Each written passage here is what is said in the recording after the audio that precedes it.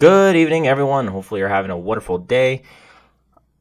And welcome back to Imperfect Politics. I've got a good one for you today. Seems like Jagmeet Singh is still in Montreal at the NDP caucus retreat, and he's given a couple of interviews, so we're lucky enough to watch one of those. Woohoo. Before we begin, if you like this video, please give a like and a subscribe. And with no further ado, let's get into it. His city, as he likes to remind us. And we've had an awesome time spending time with Craig Sauvé at his campaign office. Thanks to folks that were there to see the energy in the campaign office. We went door to door, and we brought the MPs on a subway ride, which folks really enjoyed to get to the office. And so we're having a good time here.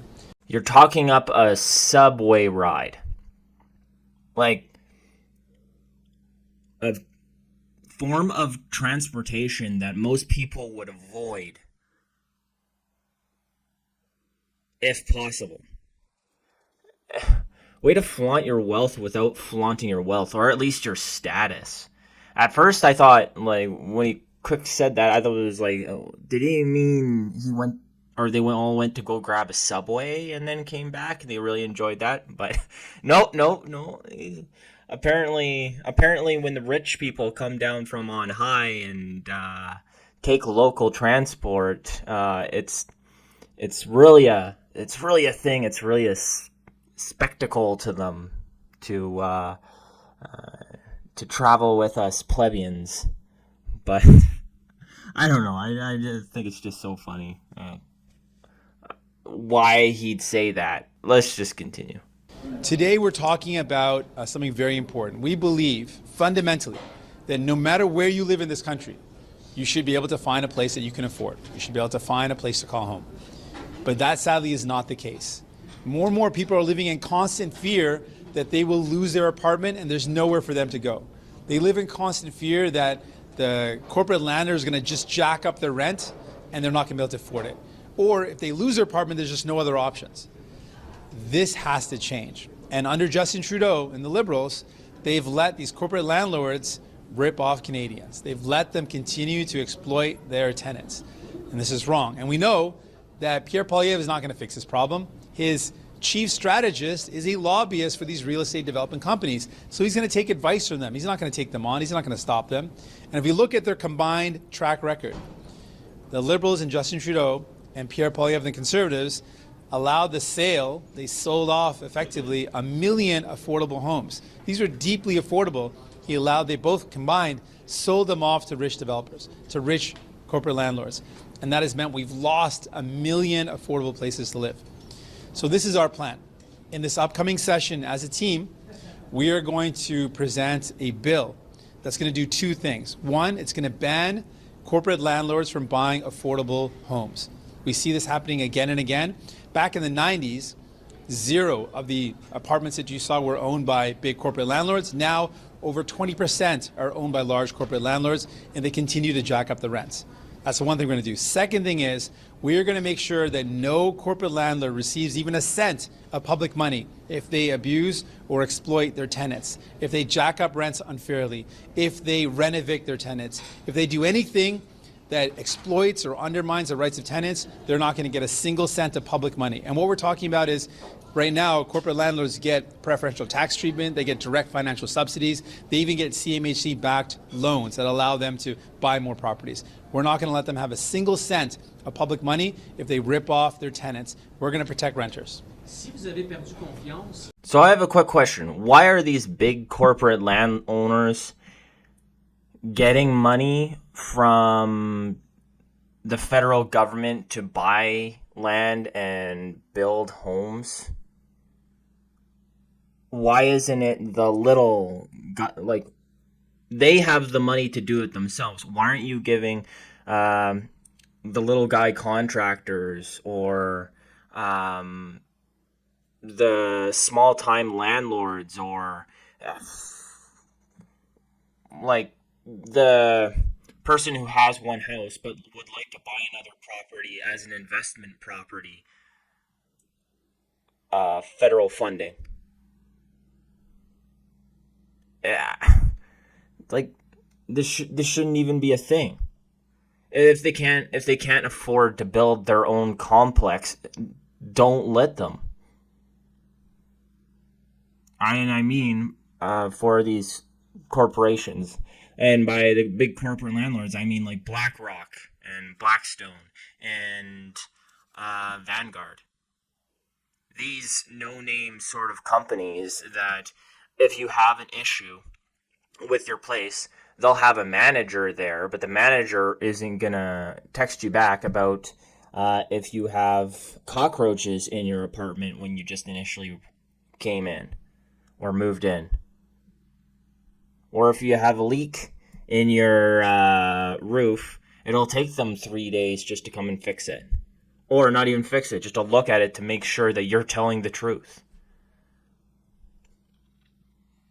But since he says he's going to put a bill in, which doesn't even make sense why he's putting such an important bill in right now, I hope it protects the small-time landlords, because those are the landlords that are going to municipalities when they jack up the property taxes and the price on water and the price on electricity. They go there and they tell the mayor, hey, look, if you do this and you jack up all of these taxes, we're going to have to increase rent to our renters. And then usually the municipalities don't listen. But that's been happening in Montreal. That's been happening in a lot of small-time cities. You're starting to see it happen here in Alberta. But as for the actual bill itself and tabling that, I think, well, now that they don't have a supply and confidence agreement, it's going to be tabled as like a private bill or something like that. And how those work is it's read by importance. So it's not going to be read. It's probably not going to be read even by the time of the election. So I don't know what the NDP's game here is. Why did he announce this right after the supply and confidence agreement? I think is because Monday's coming and he's competing against the Liberals and the Conservatives, that he has to show something big and splashy and all colorful to rile up his base and get more voters away from the bloc. And it's just grandstanding it's just grandstanding. Why didn't you do this when you had the power to push this through? I don't have an answer to that. Can you clarify how you will vote in a non-confidence vote, which we're expecting when the House returns? I've said on any vote, we're going to look at the vote and we'll make our decision. I'm not going to say our decision ahead of time. We will look at the votes and we'll make a determination on what's in the best interest of Canadians. Unlike Pierre Poilievre, who wants to play games, we actually want to get things done for Canadians. On Air Canada, Poilievre said today that he supports the workers, the pilots in their dispute with Air Canada. Similarly, with the train dispute, he didn't want the government to intervene right away. So he seems to be trying to make an appeal to private sector unionized workers, which is traditionally your base. What do you make of that effort? Well, first of all, when the rail workers were talking about going on a strike, we didn't hear a peep out of Pierre Poilievre. We didn't hear a squeak out of him. He didn't say anything. And in fact, he didn't show up. You know who your friends are when you're in a fight. And when the workers were in a fight, did Pierre Poilievre show up to any picket lines, to any rallies with those workers? No, he didn't. We showed up. I showed up. Alexandre showed up. Our team is always there with workers. It's not for us this political game that Pierre Poilievre likes to play. We always show up for working people. We always have their backs. When it comes to Air Canada, we want to again make it very clear. While Conservatives and Liberals lean on back-to-work legislation, they both have done that. Pierre Poilievre has voted in favor of back-to-work legislation multiple times. He has forced workers back to work, undermining their rights many times. Don't let him fool you. This is someone who attacks workers whenever he gets a chance. Whenever push comes to shove, he's not going to choose the workers. He's going to choose his corporate buddies. We're always going to support the working people. We're always going to back them up. We want to send a clear message to the Liberals. Do not interfere with the workers and their rights to negotiate freely for a contract. Ooh, I could just feel Justin Trudeau's feet shaking in his boots. Oh, he's so scary. Like the NDP has any leverage over anything anymore. I think we just watched probably 3 minutes of him having a temper tantrum, so that was fun. Um, Other than that, I don't know what he's talking about when he's talking about the Conservatives voting for back to work legislation. He was just told that Pierre Poilievre twice criticized the government on back to work legislation, and the rail strike is kind of a weird gray place because it is a major part of our economy, and we're at combining season where we need all of that food and wheat and all of our agriculture to keep on moving, or else we're going to be in trouble.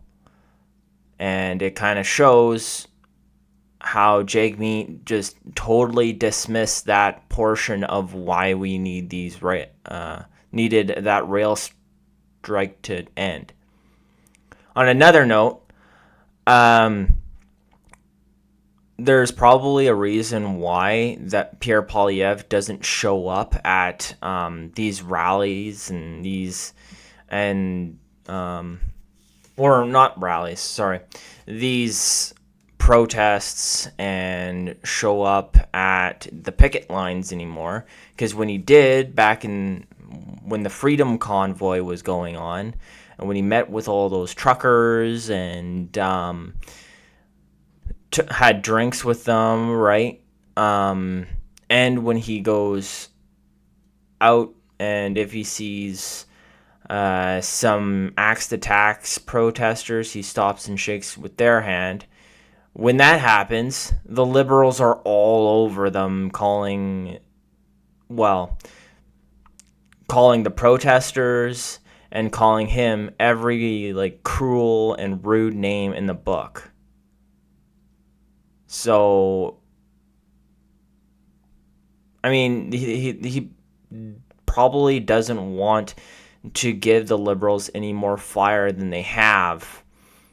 Now that an election is only a year and a month away, which makes sense. And should Pierre Poilievre actually be showing up on the picket line? Because that would be extremely distracting and kind of take away from the whole purpose.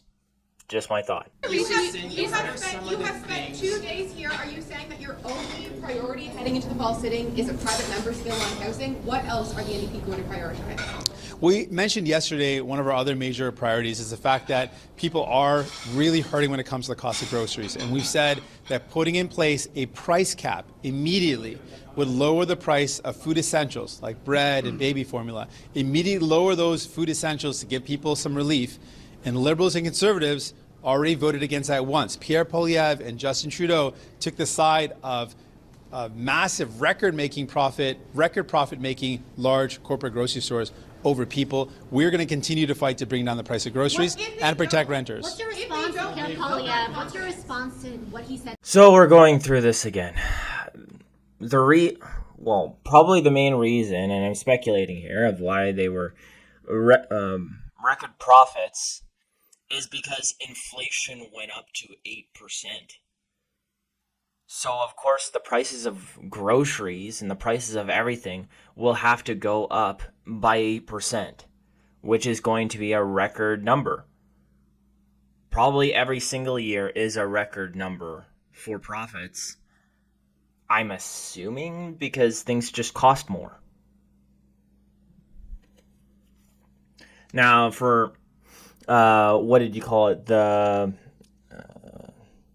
cap on pricing. I don't know if he knows how farming or the agricultural sector works, but when it comes to fresh produce, some years are good, some years aren't good. Like, you could have a hailstorm here in Alberta and Saskatchewan wipe out fields and fields and fields of peas, and that'll skyrocket the price of peas. I've seen it many, many times before, and it's a sad thing to see. But so how it works, and this is more for the NDP or like whoever doesn't really understand agriculture, is if you have a bad season, and there's not enough supply because something happens or it just didn't germinate well, which actually we're seeing that pretty bad this year. And maybe I'll go on a ranting story just right after I finish this.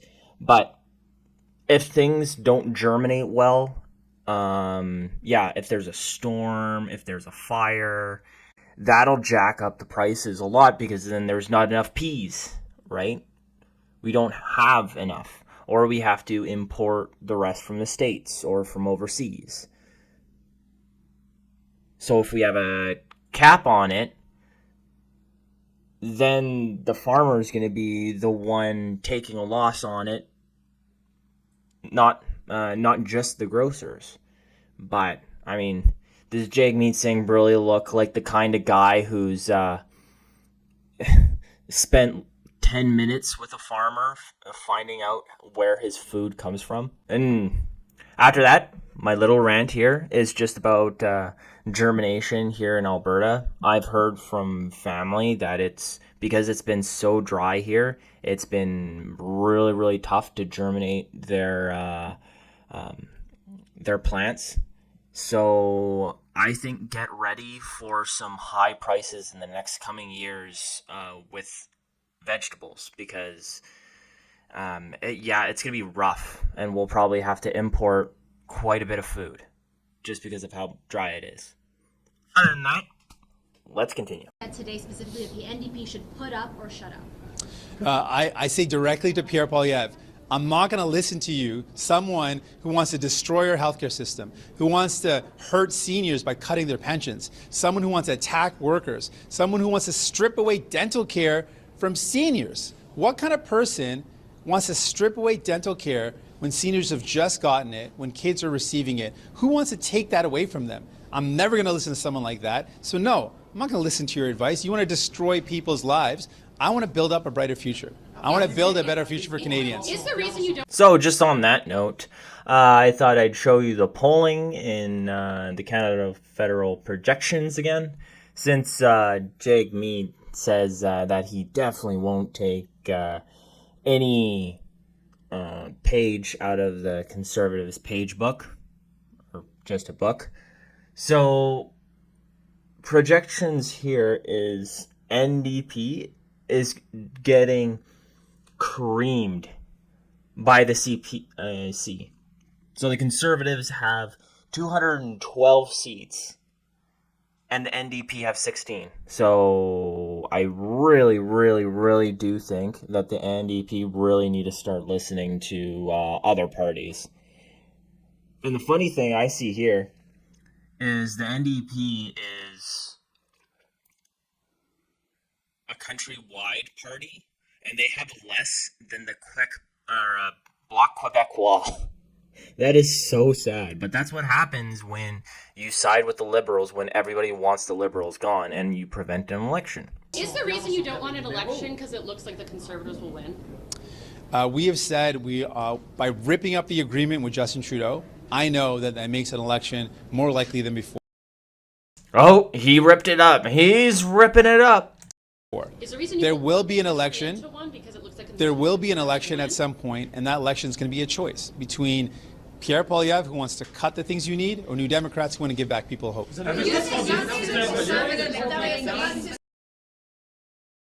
Even though Pierre Poilievre has never said anything about cutting the services that we have right now. Now, maybe in the future, there might be some things that come out. But as of yet, he and the Conservatives have said nothing. So all of this is in Jagmeet's head. He keeps calling you for a name. He keeps calling you sellout, Singh. We heard from Minister Harjit Sajjan earlier today in Nanaimo that he said that is a very, very racist term. As a Sikh man, he sees it as that way. How do you see it? I think what Pierre Poilievre is doing, and the Conservatives have done for a long time, They like to insult. They like to make things about petty insults and make things about attacking people personally. You see, what I do is I attack what he's going to do to Canadians. I'm concerned that Pierre Poilievre's vision of Canada is to tear down our healthcare system. And so I attack him on the policy that he's going to hurt Canadians by tearing down our healthcare system, and so you're going to have to pay out of pocket to the care you need. I think that is horrible. I think that's bad. But I attack him on his policies, on his bad decisions, on his track record. He likes to insult people and call people names. I think that shows you what type of person he is. And that's going to be an important part of the decision Canadians make in the next election. Do you want someone who pays petty insults and insults people personally, or someone who's actually going to fight for you to make sure you have a good healthcare system? That's a part of the choice Canadians have in the next election. I don't think he really realized how much he outed himself right there, because he's asking us to not vote for the Conservatives, so we'd vote for somebody who lies about other politicians and pretends they said something they didn't actually say to manipulate people just to vote for him. That's how I view this as. He's a liar and a manipulator. Because quite literally, I don't know where he's getting this information, and unless, like, on Pierre Poilievre, unless it's, like, all in his head and it's a delusion, then it's a lie. And we all hate it when our public officials lie now, don't we?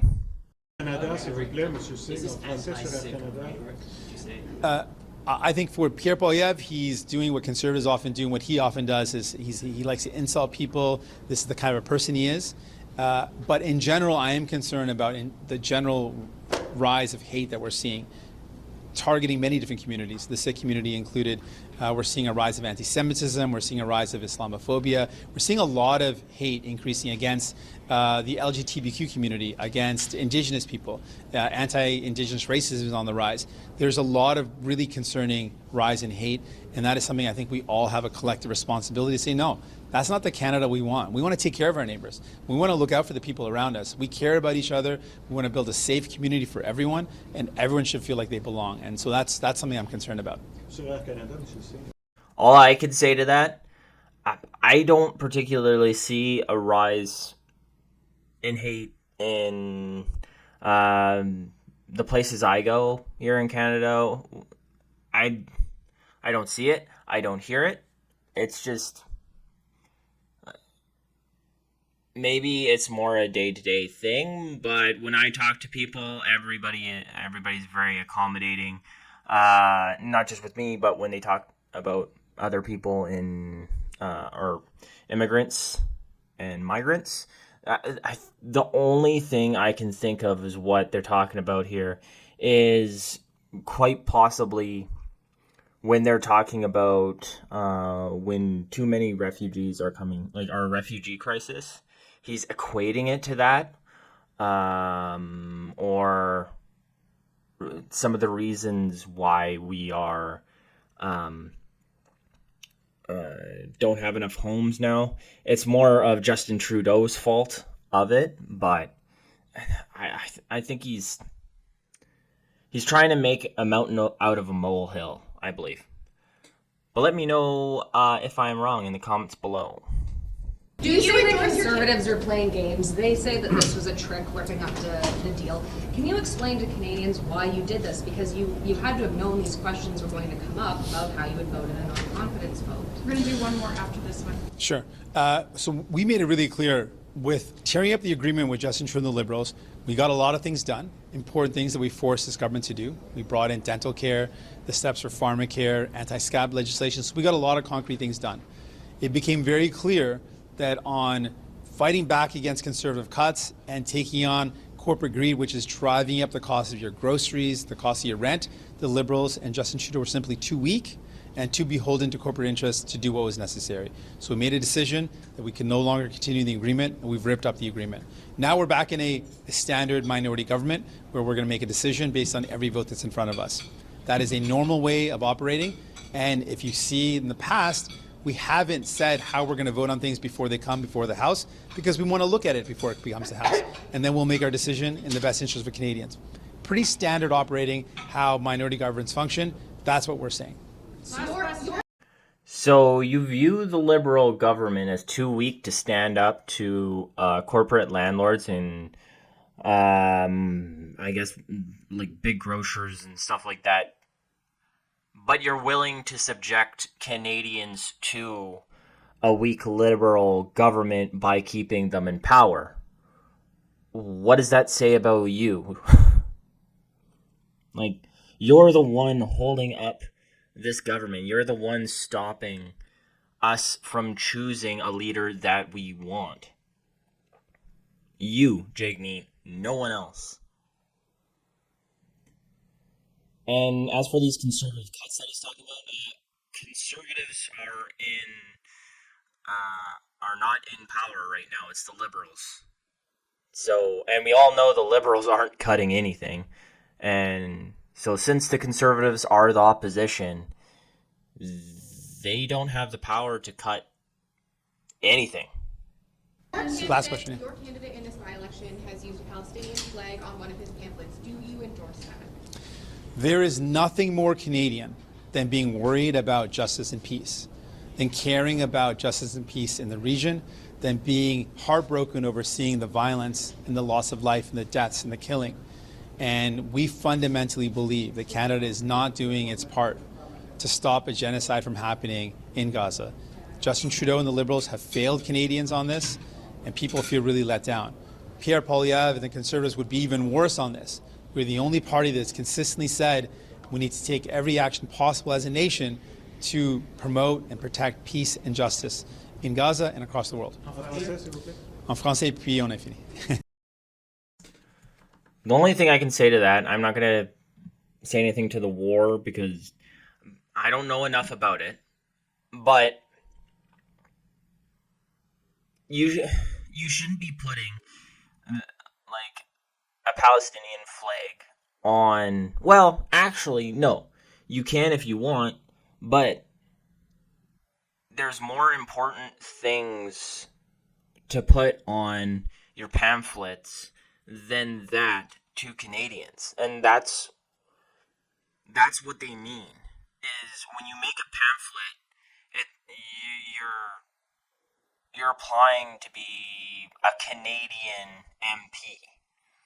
And we have so many problems here in Canada. Your first thing is to bring up the Palestine-Israel conflict. It's like Jordan Peterson said, clean your own room before you tell other people what to do. And that's how people are viewing us. And that's how countries overseas are viewing us right now. We can't even clean up our own country. Why should we have any authority on what other people do to their countries? So until we're like the Canada of, well, yesterday, of at least back when Harper was in power, I think we better just stick to our own, because right now we're just embarrassing ourselves and have no right to say what other countries do. Tués, de voir les gens tués, et les gens, quelque chose que je veux dire. And it seems like that's the end of the video. So what do you guys think will be the ending to this NDP party? Do you think they're going to actually somehow make it to leader of the opposition? Or do you think they're going to become a no-name party to the Liberals? Other than that, if you liked the video, if you could leave a comment, like, and subscribe, that would be awesome. I'm looking to get about 300 subscribers at the end of the month, and that would be amazing. Also, if you'd like to donate to the channel, there's a Buy Me a Coffee link down below. If anything that's donated there goes straight back to the channel, and it makes for better videos. But other than that, that's all I got for you. Have a great day.